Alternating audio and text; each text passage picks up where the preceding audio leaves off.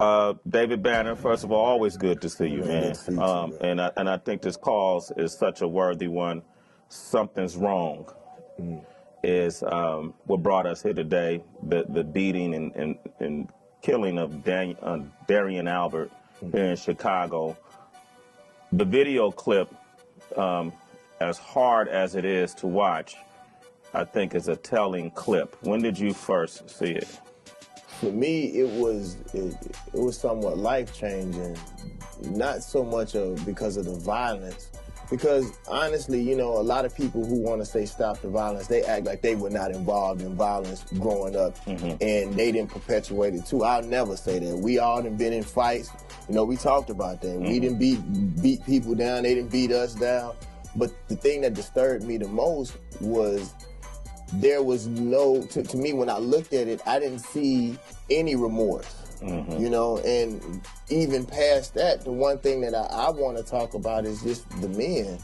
You know, it was more girls that was carrying his body. It was the girls afterwards that was speaking to the newscasters saying that, you know, that there was something wrong.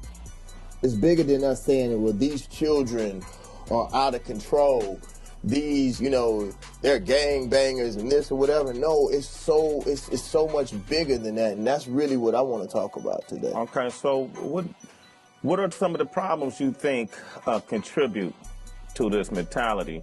There's so many different things that can contribute to it, but I know one thing that I look at, you know, local officials, and they'll say, well, we don't want kids to fight, we don't want them to gang bang, we don't want to sell drugs.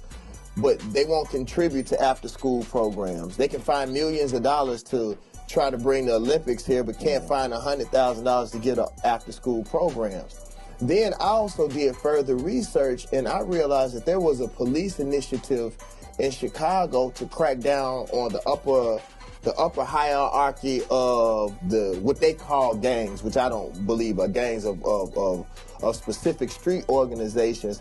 And they bust the hierarchy and took down the hierarchy, and what that did was that caused there was no structure in these street organizations, and then there was just chaos.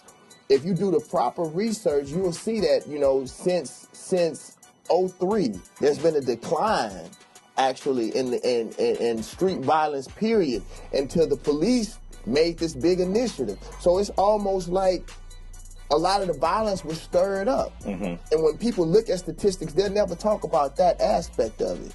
You know, and that was my main thing that I wanted to do. I wanted to speak from the perspective of the people and say that, you know, people not just in Chicago, but all over the United States are just tired. You know, the kids are frustrated.